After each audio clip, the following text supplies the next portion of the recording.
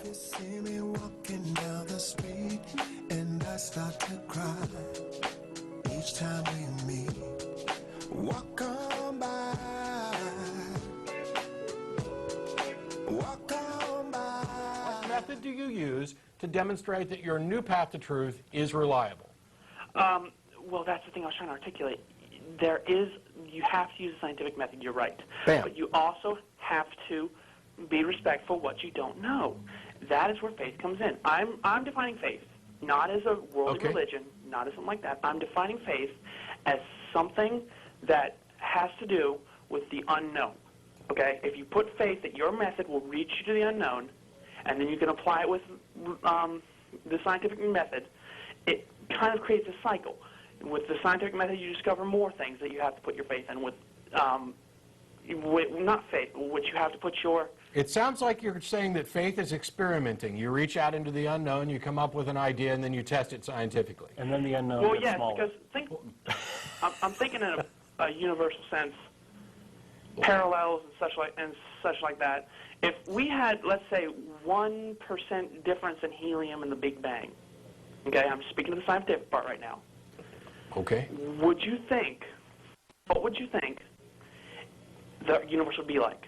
I have no idea. You had no idea? It would be different. It would be different, much different. That's the thing. The So pathways what? I'm speaking of. So what? So what? Here's the point. When you come back to it, when you come back to how everything is that relative, That's not relative. That's Well, not absolute. that's absolute. When you come around to it, that changed everything. No, Just it one didn't minuscule change thing everything. can change everything. It didn't change anything. You are presenting a hypothetical situation that is different. Exactly. It would be a different set of circumstances. Mm-hmm. But that didn't change anything. It's not like this other universe necessarily It's not existed like and it somebody happened. tweaked the It's- helium it's and a here thought we are. experiment. It's the Well, that's the I mean, that's like saying, what if you were born with 4 legs? That changed everything. No, it didn't change everything. I'm talking about a Everything in history hypothetical. affects the next thing. Experience. Every experience affects the next person. Everything, it's a chain. Okay. It is not an exact, and I love that you guys stayed on with me this long. No one really argues with me this long. They just kind of close their ears and go, la, la, la, la, la. I'm close to that. Get to the point. I will say this. I could never convince you to faith. I could never do that. Well, not until you actually demonstrated that it was a reliable anything, that it had any value. Exactly, and Okay. that's where I'm going to stop, because I'm not religious. I do not believe in a God. I believe in universal truth. And at this point, What kind of universal truth? the truth that is the only absolute, is not something you have to follow. And in fact, when you find it and someone asks you what the truth is and you tell them, there would be no room for debate. And the reason that is because it is the absolute. Sure, There is here we no- go. This is a nickel. Yeah. Absolutely true, no room for debate, right? Well, if you go into metaphysicals, not metaphysicals, if you go No, into... because it's defined at the scope at which I defined it. It is labeled at the scope at which I label it. And I'm not talking about outside of that scope. Mm-hmm. But that there's still an outside scope to be perceived by. And it's still a nickel. It still is what it is, its definition. It's the law of identity, which I'm not going to go back down that road again today. Don't, please don't. But thanks for calling. Hey, thank you guys. You guys are great. Sure, thanks. Bye. La la la la la. Well, Oh, we I don't need kind a of la, la, la. almost touched on the cosmological argument. We kind of almost touched on God of the gaps. He really wanted to go that direction. Imagine if the universe, it just had to be this way for us to get here. Okay, so what? Oh, right, the We're here. anthropological argument, Yeah. that came up too. Yeah. I mean, it's like, go read the Douglas Adams quote. It's kind of like a puddle, a pool of water saying, oh, look how wonderfully formed this hole is that I'm in. It fits my body perfectly. Okay? Yeah. We evolved in this universe because we are what could evolve in this universe. I'm Yeah. fine with We don't hypotheticals. know everything, but I think it's a giant leap to think that, I got somebody emails. somewhere knows it. I get emails from people, especially these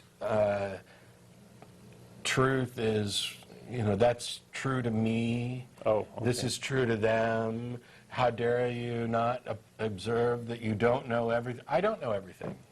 I don't even know that much of everything. I just know more than you. Or call us up and set us straight. Seriously, if you're in that truth is, oh, this is true to me thing, then I know more than you with regard to that one subject. I mean, this isn't just me having fun and being arrogant. I'm talking about something that's relatively important, and that is this New Age metaphysical crowd that wants to talk about how, oh, look how little we know. Yes, there are tons of things that we don't know and we don't understand. And so what do? Well, we investigate, we explore. That's how we got to the point. That's how we got to the point where we know what we know now, by investigating, by not accepting dumbass answers like lightning bolts are Zeus's tools. Somebody said, you know, that really doesn't impress me that much. Let's go find out what it is. And it's that investigative process. So and I think even Matthew would agree that that's how things work. So what exactly is this argument or appeal to faith and a spiritual search and, you know, let me navel gaze for a while to find some hidden truth? First of all, you need to have a good reason to think that the activity you're engaged in is likely to lead you somewhere productive. I had a guy email me this past week, I kid you not, who was saying, I find value in the pursuit of spirituality, even though I don't think because I'm looking for the answer to why are we here, and I don't think we'll ever find the answer, and if we ever do find the answer, I don't think we'll understand it. Now, I'm not dismissing the value of investigating, the value of thinking about these things. What I'm saying is that you are in a position where you don't think there's an answer to be had, and even if there is an answer, you don't think you could understand it. You are, by definition, wasting your time. What value is that? I mean, you might as well just be sitting around doing nothing. If you're, and it's not just a matter of, oh, I hope that I'm wrong and I'm going to find something. I mean, there are valid pursuits there. Well, you don't know. We should be investigating prayer and psychic claims. Yeah, we should. We should, and we have. And if they demonstrated any reliability, the first thing is if you find out that prayer works, and by the way, prayer can be effective in some situations. I said it here on the Atheist Experience, and I'll be happy to explain. When you find out that prayer works, then you go the next step and you say, okay, why does it work? Does it work? Can we find out? Is there some kind of supernatural intervention?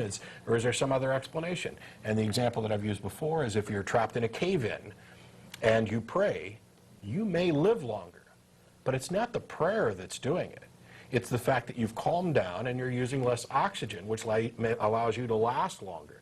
That's the level at which we need to analyze something. We look at it first and say, does this work? Does it provide any benefit? Is there anything there? Is there any there to this claim? And if we find out that there is, we investigate why. We may not find out.